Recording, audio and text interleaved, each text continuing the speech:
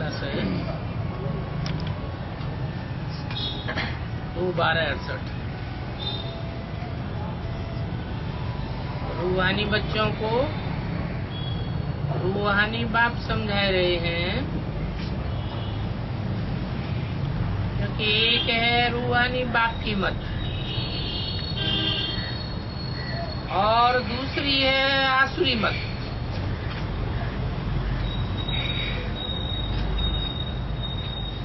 रूहानी बाप की मत एक ही है और मत देने वाला बाप भी एक ही है, और आसुरी मत देने वाले अनेक हैं। ये है ही असुरों की दुनिया। आसुरी मत बाप की नहीं कहेंगे, क्योंकि असुर कहा ही जाता है जो सुर में सुर मिला करके बात नहीं करते, उनको कहा जाता है असुर। बात को बेसुरी कर देते हैं, कोई तुकतान ही नहीं। रावण को बाप तो नहीं कहेंगे ना, क्योंकि अनेक मुख हैं, तो अनेक मुखों में से एक सुर निकलेगा या अनेक सुर निकलेंगे। अनेक सुरों वाली बात को आसुरी मत कहा जाता है।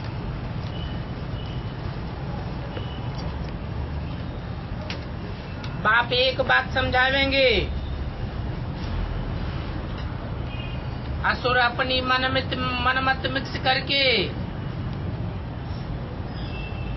मनुष्यों की मत मिक्स करके, शास्त्रों की मत मिक्स करके दूसरी बातें बताई देंगे।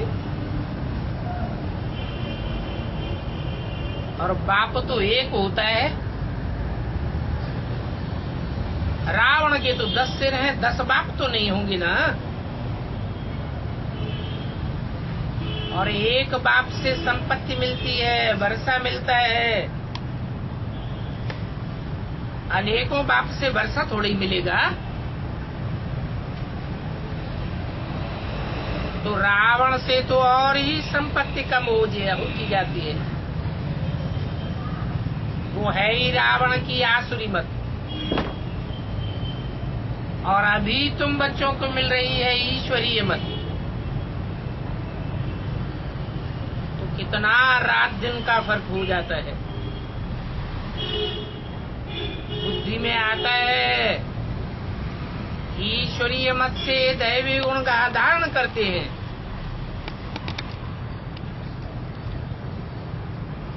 क्योंकि ईश्वर आकर के आसुरी मनुष्यों को देवता बनाते हैं,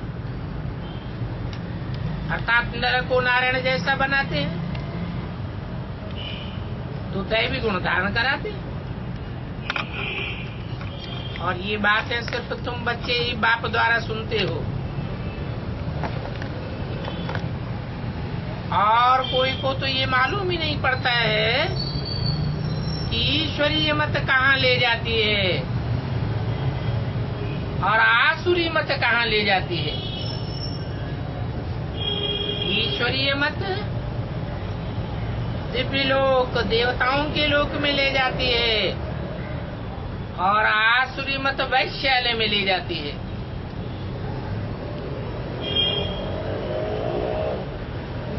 ये तुम ही जानते हो।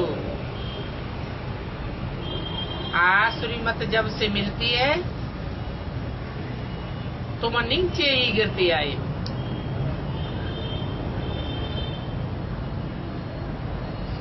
नई दुनिया से थोड़ा थोड़ा गिरते हो।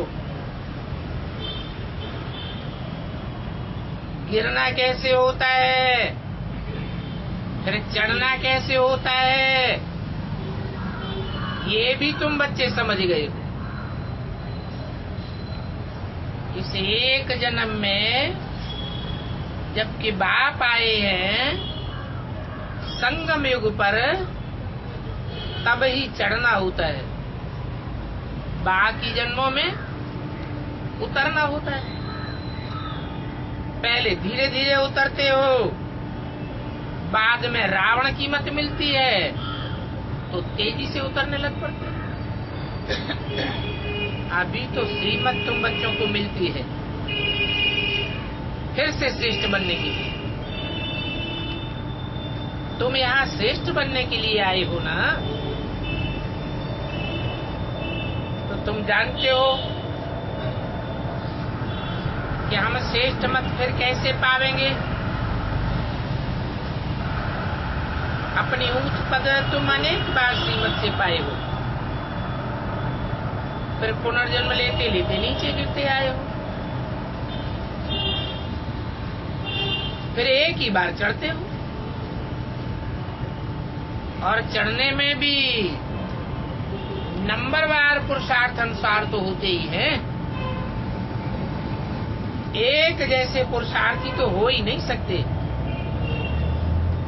बाप समझाते हैं चढ़ने में भी टाइम लगता है। पुरुषोत्तम संगम युग का भी टाइम पूरा एक्यूरेट है, तो ड्रामा बड़ा ही एक्यूरेट चलता है और ये है बहुत वंडरफुल। बच्चों को समझने में बड़ा सहज आ जाता है कि बाप को याद करना है और वर्षा लेना है, बस, और तो कोई बात नहीं। परंतु पुरुषार्थ करते हैं तो कईयों को कठिन भी लगता है। इतना ऊंच पद पाना कोई सहज थोड़ा ही हो सकता है। बहुत सहज बाप की याद और सहज वर्षा बाप का ही मिलता है तो सेकंड की बात। फिर पुरुषार्थ करने लग पड़ते हैं तो माया के बिगन पड़ते हैं। रावण पर जीत पाना होता है। सारी सृष्टि पर इस रावण का राज्य है। अभी तुम समझते हो हम योग बल से हर कल्प जीत पहनते आए हैं, कोई नई बात तो है नहीं। अभी भी हम जीत पहनेंगे। रावण पर जीत पहनाने वाला कोई साधु संत महात्मा नहीं है।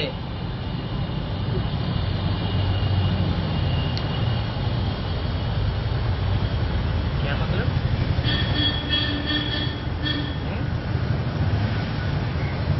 महात्मा नहीं है, महान आत्मा नहीं है। अरे महान आत्मा तो छोटा हो गया, परमात्मा है। परमात्मा तो है, परंतु आता किसमें है? इसमें आता है, मनुष्य तन में आता है। और मनुष्यों में भी कौन से मनुष्य तन में आता है?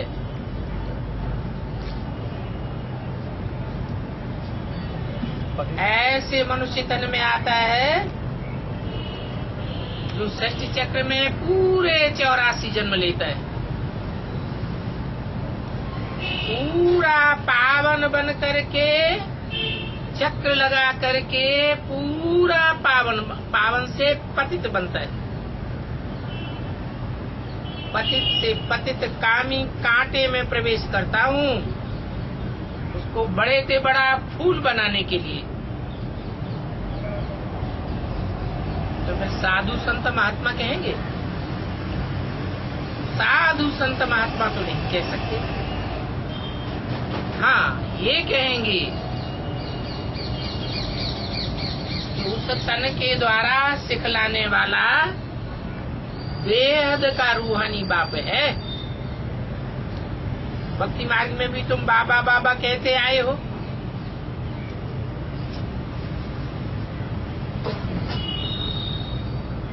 अब बाबा किसे कहा जाता है वो तो कोई को पता ही नहीं है। बाबा कहा जाता है साकार और निराकार के मेल को। परंतु पहले बाप को नहीं जानते थे, आत्मा को जानते थे। कहते थे भ्रकुटी के बीच चमकता है जब सितारा। आत्मा को जानते हुए भी बाप को नहीं जानते थे।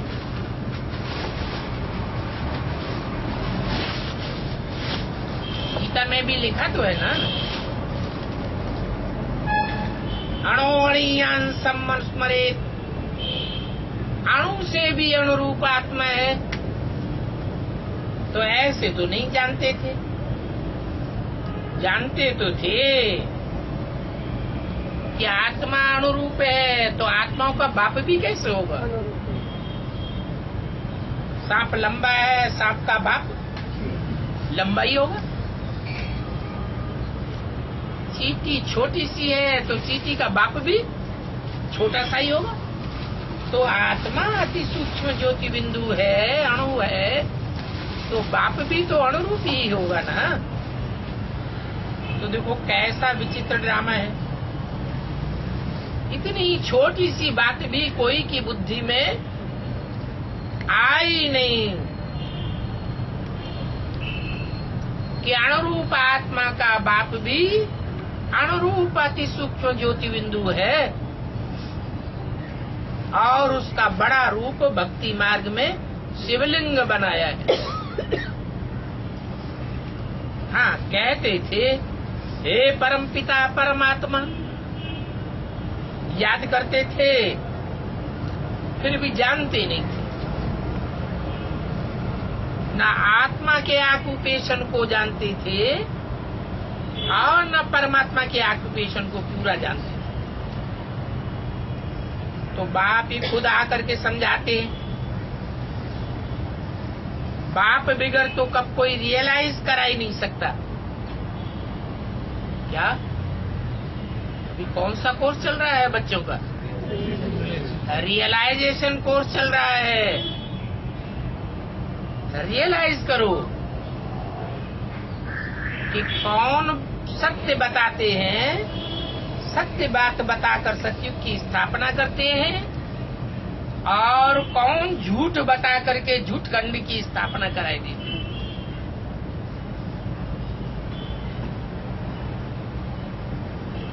बाप को खुद आना पड़े रियलाइजेशन कराने के लिए, और तो कोई का पार्ट नहीं है। गायन भी है ईश्वरीय संप्रदाय और ईश्वरीय संप्रदाय के जस्ट उल्टा आसुरी संप्रदाय। यूं तो सभी आत्मा ईश्वरीय संप्रदाय ही है। क्या अगर सभी आत्माएं आत्मिक रूप में स्थित हो जाएं तो कौन सा संप्रदाय हुई? ईश्वरीय संप्रदाय है।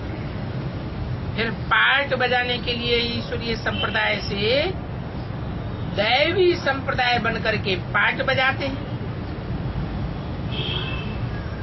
इतना समझना तो बहुत सहज है, परंतु ये बातें याद रहें, इसमें माया बिगड़ डाल देती है, बातों को भुलाए देती है। बाप कहते हैं नंबरवार पुरुषार्थ अनुसार याद करते करते जब ड्रामा का अंत होगा, अर्थात पुरानी दुनिया का अंत होगा, तो नंबरवार पुरुषार्थ अनुसार राजधानी स्थापन हो ही जाएगी।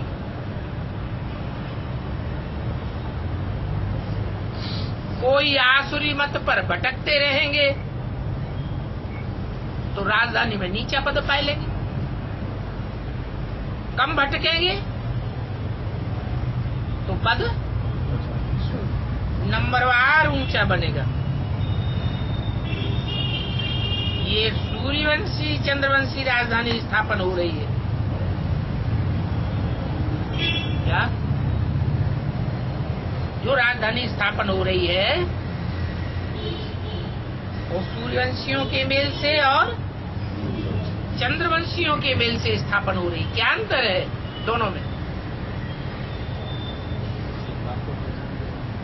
सूर्यवंश में एक सूर्य का ही ज्ञान प्रकाश चलता है। सूर्य उगता है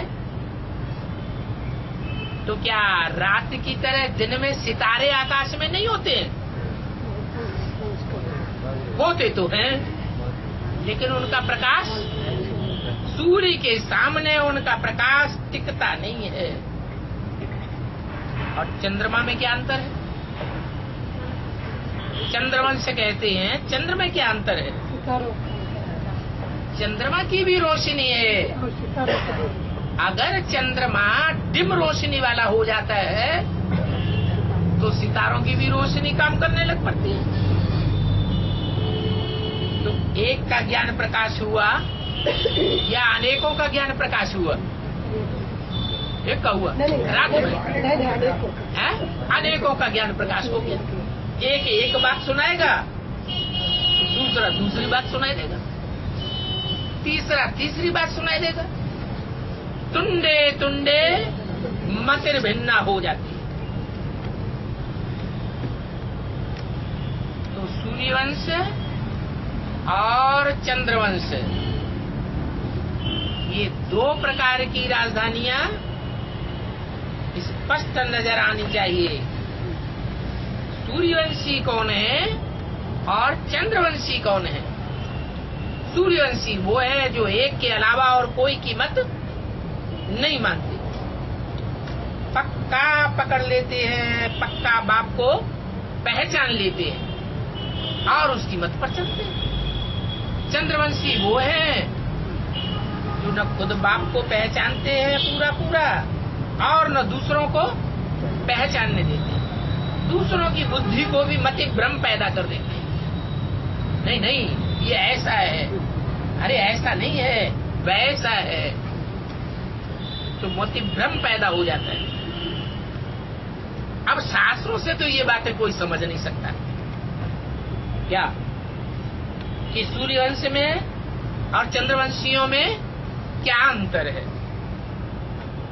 हाँ, बाप जो राजधानी स्थापन करते हैं उसमें सूर्यवंशी और चंद्रवंशी दोनों का मेल है।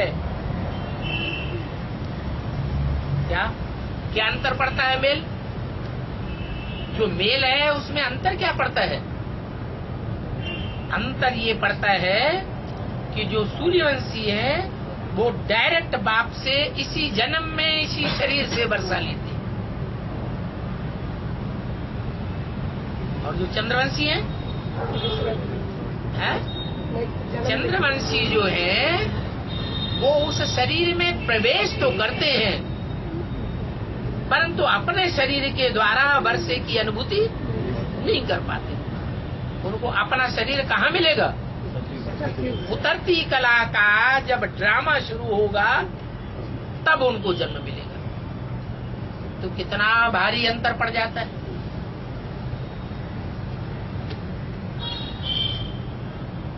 आसुरी मत पर चलने का और ईश्वरीय मत पर चलने का अंतर बताया। ईश्वरीय मत एक और आसुरी मत अनेक प्रकार की। अनेक प्रकार की मत पर चलते हैं तो क्या हाल होता है, और एक की मत पर चलते हैं तो क्या हाल होता है। ये बुद्धि में बैठने की बात है। अभी गीता आदि तो इसने भी बहुत पढ़ी है। किसने? ब्रह्मा बाबा ने।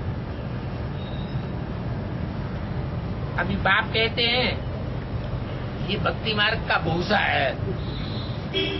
जो भी गीता पढ़ी है वो भक्ति मार्ग का भूसा है। चलो वो तो भक्ति मार्ग में पढ़ी 63 जन्म, अब इस जन्म में अंतर क्या पड़ता है? जो चंद्रमा का पार्ट बजाने वाली आत्मा है उसने भी गीता पढ़ी, जो सूर्य का पार्ट बजाने वाली आत्मा है उसने भी गीता पढ़ी, और ब्राह्मण जन्म लेकर के ब्रह्मा के मुख से जो वेदवाणी बोली गई वो ब्रह्मा ने भी पढ़ी। ऐसे तो नहीं कि ब्रह्मा के मुख से एक बार बोला जाता था, वो दोबारा ब्रह्मा बाबा पढ़ते ही नहीं थे।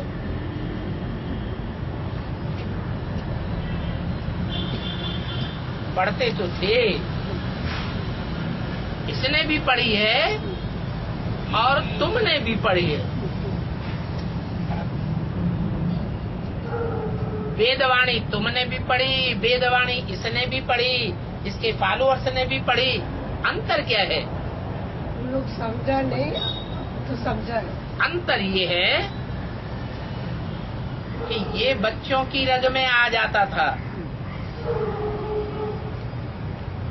और तुम एक बाप के सिवाय और किसी के प्रभाव में नहीं आते हो।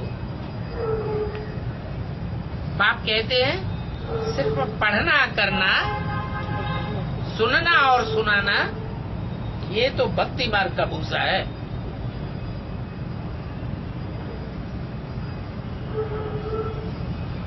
गीता में सबसे बड़ी भूल क्या हुई है? बड़ी से बड़ी भूल हुई है दुनिया की। गीता का भगवान कृष्ण को समझ लिया है, साकार को। तो गीता ही झूठी हो गई, और जो गीता झूठी हो गई वो झूठी गीता सारा का सारा भूसा हो गया। सार तो निकल गया। गीता का जो सर्वनाइजर बाप है उसका तो पता ही नहीं।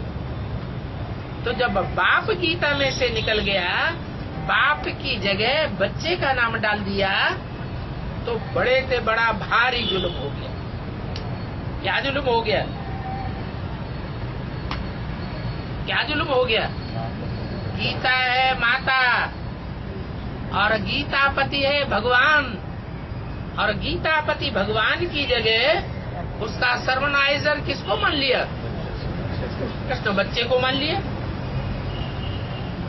तो आज की दुनिया का क्या हाल हो गया? कोई भी धर्म संप्रदाय में चले जाओ, कोई भी उनके परिवार में चले जाओ, माताओं का क्या हाल है?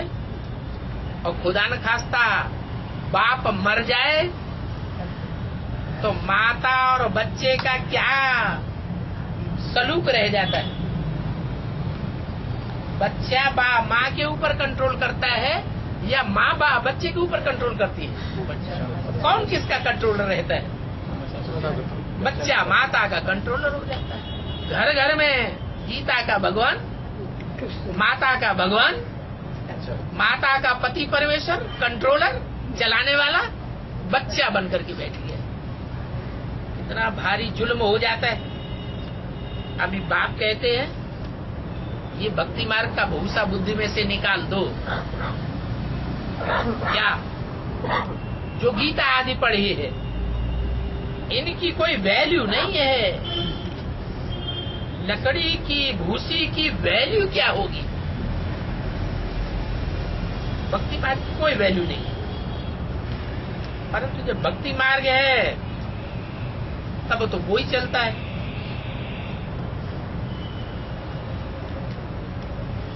ज्ञान मार्ग है तो ज्ञान ही चलना चाहिए ना। भक्ति मार्ग में तो भक्ति को छोड़ते ही नहीं। बाप कितना छुड़ाने की कोशिश करते हैं परंतु छोड़ते ही नहीं। क्या छुड़ाने की कोशिश करते हैं? बाप क्या कोशिश करते हैं? भक्ति छुड़ाने की कोशिश करते हैं। भक्ति मार्ग छोड़ दो, ये भागना करना छोड़ दो। भक्ति मार्ग में क्या करते हैं? मंदिर में जाएंगे, वहां भी माथा टिका देंगे। कन्वर्ट हो गए, भक्ति मार्ग में कन्वर्ट भी होते हैं ना। मुसलमान बन गए तो वहां जाके मस्जिद में माथा टिकाएंगे। कोई गिरजाघर में जाकर के कन्वर्ट हो जाते हैं तो वहां जाकर के माथा टिकाएंगे। अच्छा, कन्वर्ट नहीं हुए कोई धर्म में, अपने ही धर्म में रहे तो कहीं कोई देवता के सामने माथा टिकाएंगे, कोई देवता के सामने माथा टिकाएंगे, कहीं एक गुरु को पकड़ेंगे, कहीं दूसरे गुरु को पकड़ेंगे। बस बुद्धि भागती रहेगी। बुद्धि को कोई भी ठिकाना मिलता ही नहीं कि किसकी मत पर चले। तो बाप तो ठिकाने पर बुद्धि बिठाने की कोशिश करते हैं, लेकिन बच्चे भक्ति मार्ग छोड़ते ही नहीं। ये भक्ति में कितना किचड़ा चलता है क्या? जब उल्टा रास्ता बुद्धि में बैठ जाता है तो किचड़ा बढ़ेगा या घटेगा? किचड़ा ही किचड़ा चलता है। आधा कल्प उस पर हेरे हुए, तो जल्दी थोड़े ही छोड़ेंगे। इसकी बात की दुनियावी भक्तों की बात कर रहे हैं या बच्चों की बात कर रहे हैं? आधा कल्प 63 जन्म भक्ति मार्ग में घिरे हुए हैं तो जल्दी भक्ति मार्ग थोड़े ही छोड़ेंगे। ये बुद्धि का भटकाना जल्दी थोड़े ही छोड़ेंगे। नंबरवार छूटते रहते हैं इस भक्ति मार्ग के भटकने से। और सभी का तो भक्ति मार्ग छूट भी नहीं सकता। क्या कितनों को छूटेगा? भक्ति मार्ग कितनों को छूटेगा?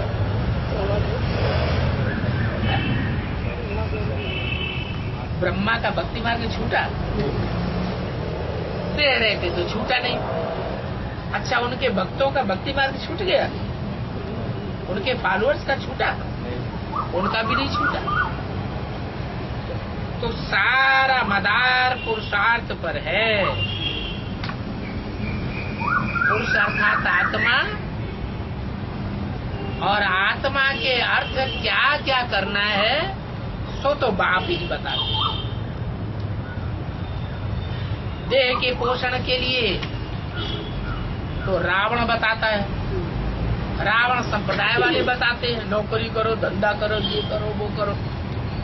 और आत्मा के पोषण के लिए सिर्फ बाप ही बताते हैं कि 21 जन्म का पोषण तो मैं पक्का करा देता हूँ। इस 21 जन्म के लिए तो मैं कोई भी मुसीबत नहीं आवेगी, कोई भी प्रकार का खींचातानी नहीं करनी पड़ेगी। 21 जन्म के लिए तो तुम पूरे सुखाला रहेंगे। बाकी 63 जन्म भी 21 जन्मों के आधार पर हिसाब किताब बन जाता है। अगर 21 जन्मों में ऊंचते ऊंच पद रहा तो 63 जन्मों में भी तुम ऊंचते ऊंच स्टेज ही पाए लेंगे। तो सारा पुरुषार्थ पर मदार है। पुरुषार्थ माने पुरुष माने आत्मा, अर्थ माने लिए। आत्मा के लिए जो किया जाए सो पुरुषार्थ, और शरीर के लिए जो किया जाए तो वो पुरुषार्थ नहीं है, परमार्थ भी नहीं है। वो देह के लिए जो कुछ किया गया तो सब रावण के लिए किया। रावण की दुनिया बनेगी, ईश्वरीय दुनिया नहीं बनेगी। हाँ, ये कहेंगे धंधा आदि कोई का राइल होता है, कोई का धंधा छीछी होता है। मछली का व्यापार करते हैं, शराब का व्यापार करते हैं, तो क्या कहेंगे? कैसा धंधा है? छीछी धंधा है। शराब बेचते हैं ना, शराब तो सब विकारों को खींचती है। जो शराबी होगा उसमें कोई भी विकार ऐसा रहेगा नहीं जो अति को न पहुंच जाए। ये धंधा बहुत खराब है। शराब सभी विकारों को खींचती रहती है। किसको शराबी बनाना, ये धंधा अच्छा नहीं है। बाप राय देंगे, युक्ति से ये धंधा चेंज कर लो।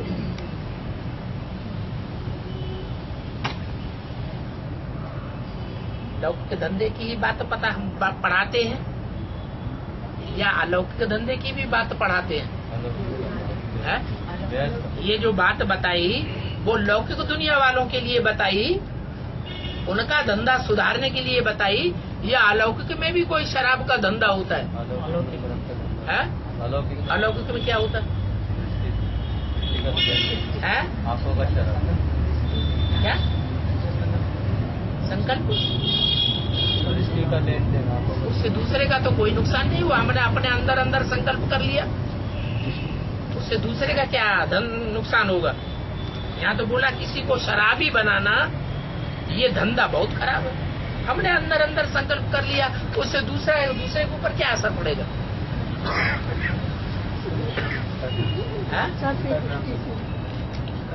दृष्टि और वासना से वो फिर बाद में होता है। दृष्टि का लेन देन, दृष्टि का लेन देन। ये धंधा जो है, जैसे वो शराब पीने से कितना थोड़े समय के लिए नशा चढ़ जाता है, ऐसे ये आंखों की शराब जो है, ये ऐसी व्यभिचारी बनाती है कि लोगों को अल्पकाल का बड़ा नशा चढ़ जाता है। बाप कहते हैं इस धंधे को छोड़ दो। छोड़ने में फायदा है, युक्ति से छोड़ देना चाहिए। लेकिन कोई ब्रह्मा कुमार कुमारियों की बुद्धि में ये बात बैठती नहीं है जल्दी कि ये धंधा बाप का बताया हुआ धंधा नहीं है। क्या एक दूसरे को बैठ करके दृष्टि दो, उस दृष्टि के लेन देन से कोई सृष्टि सुधर जाएगी। ये एक धंधा बनाया हुआ है। क्या कोष घर खोलो, कन्याओं को संदली पर बैठाओ, नए नए नौजवानों को आकर के अंदर बुलाओ और ये धंधा चलाओ। अब वो नौजवान तो फंस जाएंगे ना, तो धंधा चालू हो जाएगा। बड़े बड़े घराने के नौजवान आएंगे, खूब पैसे वाले होते हैं, तो ज्यादा आमदनी होगी, कम आमदनी होगी? आमदनी तो बहुत बढ़ जाएगी। बाप कहते हैं ये धंधा बिल्कुल अच्छा नहीं है। बाप राय देंगे, युक्ति से ये धंधा चेंज कर दो, नहीं तो तुम ऊंच पद पाए नहीं सकेंगे। अगर ये धंधा चलाते रहे, ये धंधा चलाने से क्या होगा? जैसी दृष्टि लेंगे, दृष्टि लेने वाले की वृत्ति वैसी ही बनेगी, यह अच्छी दृष्टि बनेगी। दृष्टि देने वाले की जैसी दृष्टि होगी, वृत्ति होगी, वैसी ही लेने वाले की दृष्टि वृत्ति बनेगी, या उत्थान होगा, उन्नति होगी? उन्नति नहीं हो सकती। बाप कहते हैं सभी धंधों में है नुकसान। बिगर अविनाशी ज्ञान रत्नों के और सब धंधे नुकसान करने वाले। दृष्टि से वृत्ति बिगड़ेगी, वृत्ति बिगड़ेगी तो संकल्प कैसे चलेंगे? खराब संकल्प चलेंगे। जब अपने अंदर खराब संकल्प चलेंगे तो हम दूसरों को ज्ञान कैसा सुनाएंगे? मिक्स ज्ञान सुनाएंगे। ईश्वरीय जो ज्ञान की बातें हैं उनमें अपनी मनमत मिक्स करके सुनाएंगे। तो बाबा कहते हैं इन सभी धंधों में नुकसान है, बिगर अविनाशी ज्ञान रत्नों के धंधे के। बल जवाहरात का धंधा आज ये करते थे, परंतु फायदा तो नहीं हुआ ना। करके लखापति बन गए। आज की दुनिया में करोड़पति अरबपति बन जाते हैं। फायदा होता है क्या? पुरुषार्थ होता है, आत्मा का कल्याण होता है। आत्मा का कल्याण तो होता नहीं। तो इस धंधे से तुम क्या बनते हो और उस धंधे से क्या बनते हो? बाबा पत्रों में भी हमेशा लिखते हैं पद्मा पदम भाग्यशाली। सो भी तुम तो 21 जन्मों के लिए पद्मा पदम भाग्यशाली बनते हो। 2/12/68 की वाणी का दूसरा भेद। तुम समझते भी हो कि बाबा ये बातें कहते तो बिल्कुल ठीक है। जो हम अभी हैं वो ही हम सो देवता थे। हमारी दिव्य बुद्धि थी। कैसी दिव्य बुद्धि थी? कैसी दिव्य बुद्धि थी? अभी भ्रष्ट बुद्धि बन गई। हम देवता थे तो हमारी दिव्य बुद्धि थी, अर्थात हमारी दृष्टि एक में ही डूबती थी। कितने जन्म तक? 21 जन्म तक हमारी दृष्टि एक में ही डूबती थी। और अभी हम भ्रष्ट बन गए तो कोई ने ये धंधा चलाई दिया शराब का, तो बस ब्रह्मा कुमारी आश्रम में बैठते ही, बुद्धि में बैठते ही नहीं हम ये भ्रष्ट धंधा सीख लिया। फटाक से भ्रष्ट धंधे में उलझ गए। बड़ा आनंद आने लगा, नशा चढ़ गया। ज्ञान का मनन चिंतन मंथन भले बिल्कुल खत्म हो जाए, लेकिन नशा अल्पकाल का बहुत चढ़ता था। तो तुम भी समझते हो कि बाबा कहते तो बिल्कुल ठीक है। पहले हम सो ये देवता थे, हमारी दिव्य बुद्धि थी। जब हमारी दिव्य बुद्धि थी तो दृष्टि भी हमारी बेविचारी थी। अब बेविचारी भी अब बेविचारी भी थी, और वृत्ति भी हमारी अब बेविचारी थी। एकाग्र बुद्धि थे, आत्मिक याद थी। अनेकों की याद हमको देहधारियों की नहीं आती थी। फिर पीछे चक्र लगाते लगाते हम नीचे आ गए। सृष्टि के आत्माध्यक्ष को भी जान गए हो। नॉलेज तो बाप द्वारा मिली है, परंतु फिर दैव गुण भी जो धारण करते हैं, अपनी जांच करनी है। हमारे में कोई आसुरी गुण तो नहीं है। क्या कहा? देवताओं से टैली करो। अपने गुणों का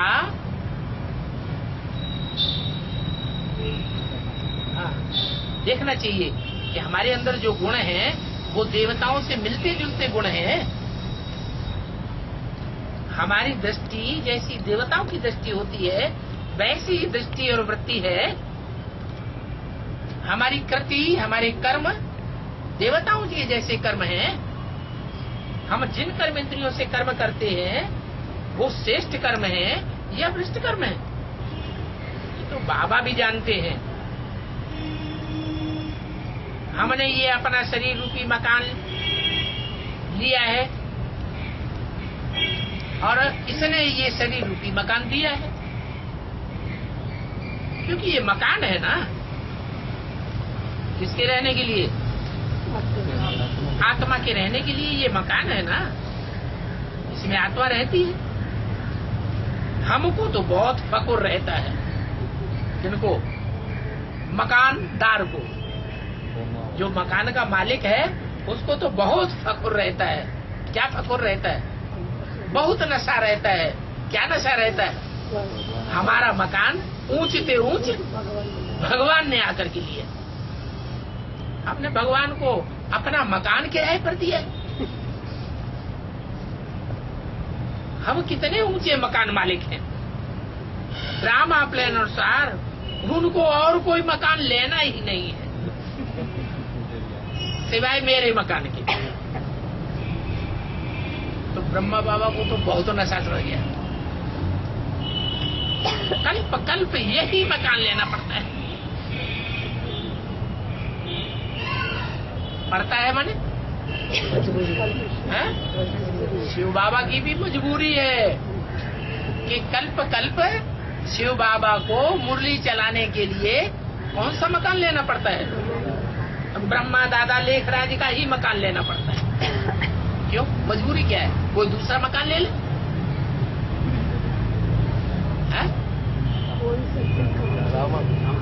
हाँ, माता गुरु का उद्धार करना पड़े पहले। सबसे ज्यादा पतित कौन हुए हैं? माता सबसे ज्यादा पतित माताएं हुई। माताओं में भी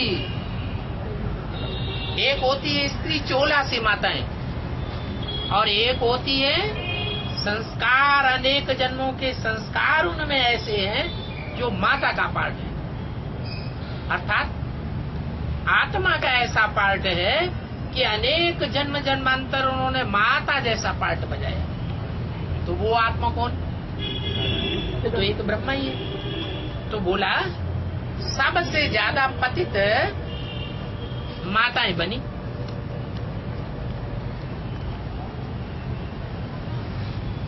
तो यही मकान लेना पड़ता है। इनको तो खुशी होती है, परंतु फिर भी हंगामा कितना मचा हुआ है। ये बाबा कब हंसी कुड़ी में बाबा को कहते भी हैं, मैं आपका रथ बना तो हमको इतनी गाली खानी पड़ी, ना आपका रथ बनता ना हमको इतनी गाली खानी पड़ती। तो ये फखुर की बात हुई, नशा चढ़ने की बात हुई, या नशा उतर गया? हा? ऐसी बात जो ब्रह्मा बाबा ने शिव बाबा को बोली, तो ऐसी बात बोलने वाले का नशा उतर गया या चढ़ गया? उतरने वाली बात होगी। इसका मतलब घड़ी घड़ी फकुर होता था और घड़ी घड़ी शोक होने लगता है कि हमको इतनी गाली खानी पड़ती है। तो शिव बाबा क्या कहेंगे? क्या कहेंगे? शिव बाबा कहेंगे आत्मा थोड़ी गाली खाती है, देहवान गाली खाता है कि आत्मा गाली खाती है? हा? तुम देहवान में क्यों रहते हो? बाबा ने तो सिखाया हुआ है, तुम क्या हो? तुम आत्मा हो। अपन को आत्मा समझो। तो गाली क्या चिपक जाती है? चिपक जाती है गाली? कोई ग्लानि करता है हमारे मुंह के सामने, या 10, 20, 15 हजार 2000 आदमियों के सामने ग्लानि करता है, अखबार में डाल देता है, रेडियो में डाल देता है, टेलीविजन में आ जाती है ग्लानि, तो क्या ग्लानि हमको चिपकती है? शिव बाबा को ग्लानि चिपकती है या देहधारी को ग्लानि चिपकती है? देहधारियों को ग्लानि चिपकती है। बाबा कहते हैं कि तुमको तो इतनी ग्लानि नहीं मिलती है। शिव बाबा क्या कहते हैं? शिव बाबा कहते हैं ब्रह्मा बच्चे, तुमको तो इतनी ग्लानि नहीं मिलती है जितनी मुझको मिलती है। सबसे ज्यादा ग्लानि, सबसे ज्यादा गाली कौन खाते हैं? शिव बाबा की ग्लानि सबसे ज्यादा होती है। उसके बाद फिर दूसरे नंबर पर ब्रह्मा की होती है। अभी तुम्हारी बारी है क्या? अभी तुम्हारी बारी है। आगे चल के जब मैं डायरेक्ट पार्ट बजाऊंगा तो मेरी बारी होगी। आदि में मैंने पार्ट बजाया, एनटीओ मंडली बनी थी ना, आदि में मैंने पार्ट बजाया तो मेरी ग्लानि हुई। तो मेरा पार्ट आदि में भी है और अंत में भी है। अभी तुम्हारी बारी है। ब्रह्मा को कब गाली मिली नहीं है, पहले लौकिक जीवन में कब इनको गाली मिली नहीं है।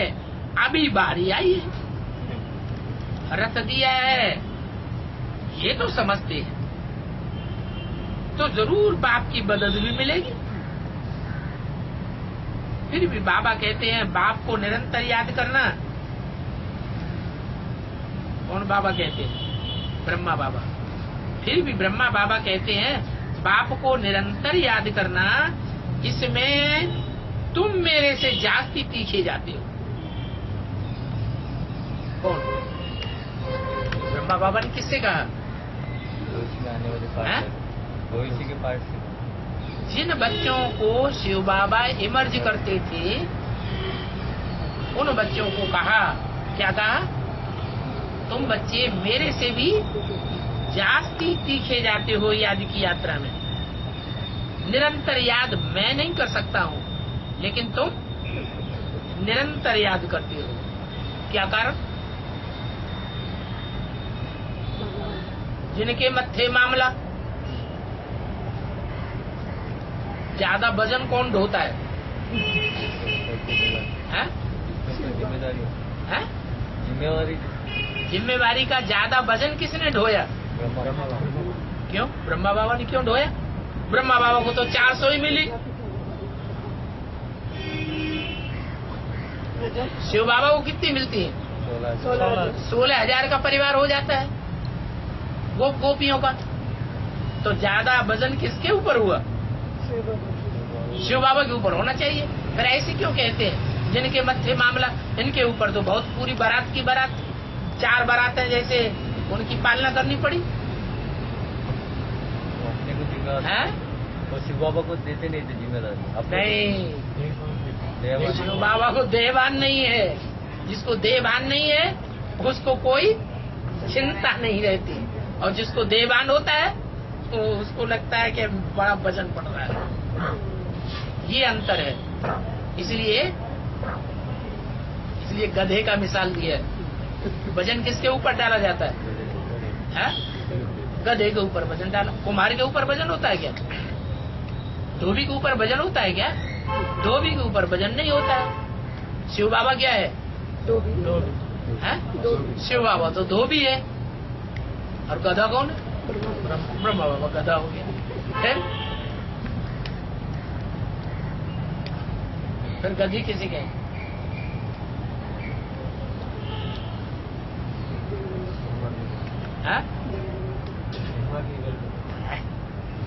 तो फर्स्ट क्लास पार्ट है छोटी मम्मी का।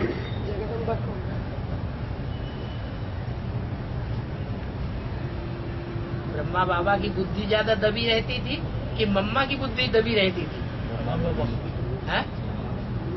मम्मा की बुद्धि नहीं दबती थी, बोझ नहीं अनुभव करती थी, इसलिए अर्राटे से ज्ञान बोलती थी, नई नई बातें बोलती थी। मनन चिंतन मंथन करके कितना बढ़िया ज्ञान का फर्स्ट क्लास पॉइंट निकाला, जो आज तक कोई ने नहीं निकाला। क्या पॉइंट? हाँ, मैं आत्मा ज्योति बिंदु, तो परमपिता परमात्मा भी ज्योति बिंदु। ये ज्ञान आज तक इसके मुख से निकला ही नहीं।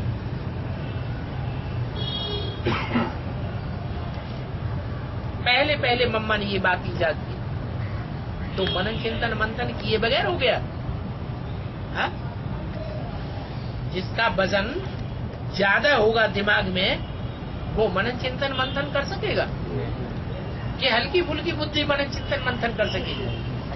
हल्की फुल्की मंथन कर सकती है। तो देखो, निरंतर याद करना, इसमें मेरे से तुम जास्ती तीखे जाते हो, क्योंकि इनके ऊपर तो मामला बहुत है ना। इनके ऊपर ज्यादा बोझ है, इनके ऊपर है। बल ड्रामा कह के छोड़ देते हैं, फिर भी कुछ न कुछ लेस तो जरूर आता है। गधी को छोड़ दिया। हैं? गधी को छोड़ दिया। किसको?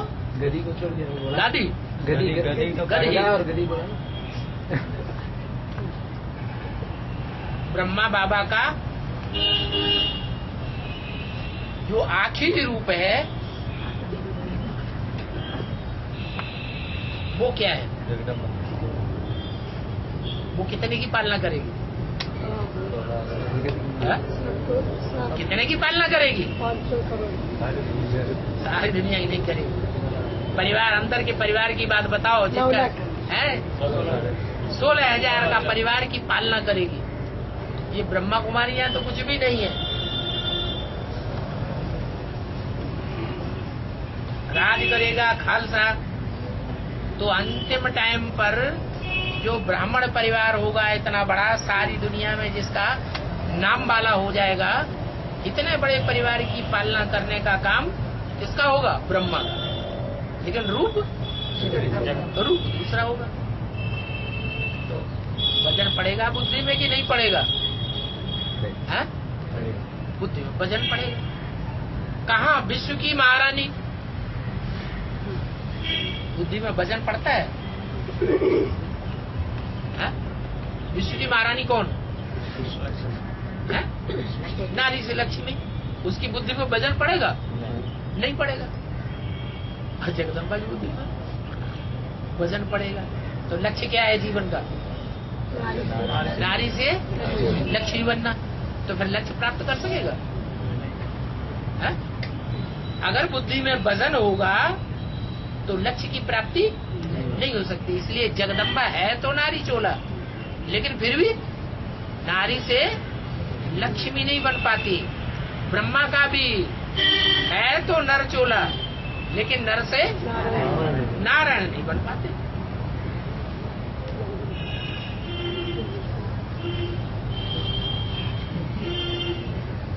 तो बोला भले ये ड्रामा करके छोड़ देते हैं, परंतु लैस तो जरूर आती है। ये बेचारी बहुत अच्छी सर्विस करती थी, ये बच्ची खराब हो गई। ब्रह्मा बाबा को चिंता लग जाती थी। क्यों ब्रह्मा बाबा को चिंता लग जाती थी? शिव बाबा को चिंता नहीं लगनी चाहिए? हैं? अच्छा, शिव बाबा को शरीर नहीं होता? वो तो निराकारी हाँ? वो तो निराकारी निर्विकल्प निराकारी। हाँ, उसको मोह नहीं होता है किसी का। अरे खराब हो गई, गिर गई तो ड्रामा में नून था, इसका पार्ट था। ऐसा चिंता किस बात की है? ब्रह्मा को चिंता होती है, बच्ची खराब हो गई, गिर गई, कितनी डिस्टर्बेंस हो गई। ऐसा ऐसा काम करते हैं बच्चे तो इनको लेस आ जाती है। ये नहीं समझते ये तो ड्रामा बना हुआ है। उस समय ड्रामा की बात बुद्धि में भूल जाती है, बाद में ख्याल आता है ये तो ड्रामा में माया अवस्था को बिगाड़ देती है, तो बहुत डिस्टर्बेंस हो जाती है। कितना अबलाओं आदि पर अत्याचार हो जाते हैं। आज समाजी आदि तो हमारे बच्चे नहीं है। क्या कहा? ये क्या कह दिया? हा? जो आर्य समाजी हैं ये तो हमारे बच्चे नहीं हैं। क्यों? ये हमारे बच्चे नहीं है, ऐसा क्यों कह दिया? वो भगवान को मानते ही नहीं। भगवान को मानते नहीं? क्यों? निराकार भगवान को नहीं मानते? देवी देवताओं को ही मानते हैं। ये को नहीं पकड़ते। हाँ, वो देवी देवताओं को मानते ही नहीं, वो भगवान के साकार रूप को मानते ही नहीं, वो निराकार को, बिंदु को मानते। तो ये आर्य समाजी मेरे बच्चे नहीं है, क्योंकि बच्चे हैं हो तो वर्षा पावे, और वर्षा पाने के लिए साकार बाप चाहिए या निराकार चाहिए? वर्षा पाने के लिए तो साकार बाप चाहिए। साकार बाप की उनको पहचान होती है।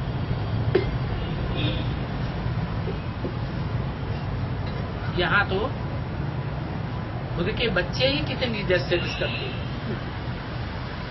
उल्टा सुल्टा बकने लग पड़ते हैं। बाप ने समझाया है अगर बकना करना सीखना हो तो किससे सीखो? है? किससे सीखो? आर्य समाजी नहीं। आर्य समाजी शास्त्रों को मानते हैं, ये तो ठीक है, लेकिन इतनी बकबक नहीं करते हैं जितनी व्यास ने की है। अगर बकना सीखना हो तो व्यास से सीखो। कितनी बकवाद लिख दी है। अब है तो ड्रामा, परंतु क्या बैठ लिखा है, और फिर नाम कितना बड़ा रखा है। कितना बड़ा नाम रखा है? दास भगवान। भगवान को कोई शास्त्र आदि पढ़ने का है ही नहीं। भगवान को कोई शास्त्र लिखने की दरकार है क्या? भगवान तो बैठ समझाते हैं। जितने भी धर्म पिताएं आए उन्होंने बैठ करके क्या कोई बाइबल, कोई कुरान, कुछ धम्मपद आदि लिखा क्या? उन्होंने बैठ बोला है, समझाया है, या कुछ लिखा पट्टी की है? नहीं। तो धर्म पिताओं में इन जो भी धर्म के बाप हैं, उन बापों में बाप तो बड़े से बड़ा बाप एक ही है। वो भी कोई शास्त्र बैठ लिखते थोड़े ही है, ना उनको कोई शास्त्र पढ़ने का है, तो समझाते हैं। नाम रख दिया है गीता। अब श्री कृष्ण भगवान वाच तो है ही नहीं। अभी तुम तो जानते हो कि भगवान क्या सुनाते हैं। भगवान कोई शास्त्र आदि नहीं सुनाते हैं। तो देखो व्यास ने क्या क्या बैठ बनाया है। ये भक्ति मार्ग के शास्त्र आदि कितना गिराने वाले हैं। कितना मन इतना नीचे गिराते हैं जिसका कोई अंत ही नहीं मिलता। बंडर लगता है ये शास्त्र बनते ही क्यों हैं? अरे अर्थ बात खुद बता, उसका अर्थ भी दे बताते जा रहे हैं। जवाब भी दे दिया। बनते क्यों हैं ये शास्त्र? क्यों बनते हैं? हा? गिराने के लिए। अच्छा हिंदू लोग तो शास्त्र पढ़ते हैं, विदेशी लोग तो नहीं पढ़ते। वो क्यों गिरते हैं?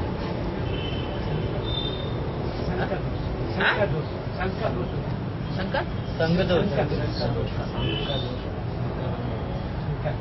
नहीं। विदेशियों ने भी शास्त्रों की बहुत आलोचना की है। उन्होंने शास्त्रों को बहुत पढ़ा है, शास्त्रों के अपने तरीके से अर्थ निकाले हैं। विदेशियों ने भी शास्त्र पढ़े हैं, तब तो उन्होंने जाना है कि चंद्रमा पर अमृत है, चंद्रमा पर देवताएं वास करते हैं। तो चंद्रमा को ढूंढो, चंद्रमा तक पहुंचो। दूसरे दूसरे ग्रह उपग्रह हैं, उनमें भी संसार है। मंगल पर पहुंचो। महाभारत युद्ध हुआ, उसमें एटॉमिक एनर्जी की इजाद ये बुद्धि में कहां से आया? अग्नेय अस्त्र थे महाभारत में, ये बुद्धि में किसने बैठाया? शास्त्रों ने तो बैठाया। शास्त्रों में तो ये बात लिखी हुई है कि पेट से मूसल निकले, उसे सारे संसार का विनाश कर दिया। तो ये बुद्ध रूपी पेट से विदेशियों के ये मूसल निकलते हैं, मिसाइल से। तो उनका भी पतन हुआ, इनका विदेशियों का। बाबा कहते हैं ये सब ड्रामा में है। इसको कहेंगे भावी ड्रामा की, जो इतने शास्त्र आदि बनते हैं। शास्त्रों के बिगर भक्ति कैसे हो सकती है? ये भी बननी है।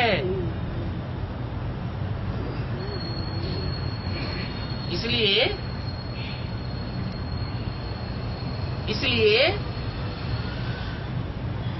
रावण के हाथ में भी क्या दिखाते हैं? वेद शास्त्र दिखाते हैं। अब ब्रह्मा के हाथ में भी वेद शास्त्र दिखाते हैं। माना भक्ति कहाँ से आती है? रावण से आती है। फिर ब्रह्मा के हाथ में क्यों दिखाते हैं? ब्रह्मा हाँ, शास्त्र है और शास्त्रों को पढ़ा, सुना, दूसरों को सुनाया और मनन चिंतन मंथन कुछ भी नहीं निकला। नई बात कुछ भी निकली नहीं, तो अनर्थ होता है। अर्थ की जगह क्या हुआ? अनर्थ हुआ। शास्त्रों में लिखा रावण को 10 शीश थे, तो ज्यों का त्यों मान लिया रावण को 10 शीश थे। हनुमान बंदर के जैसा था, गणेश हाथी के जैसा था। तो ज्यों की त्यों बातें शास्त्रों की स्वीकार कर ली। बुद्धि से मनन चिंतन मंथन कुछ भी हुआ नहीं। ओम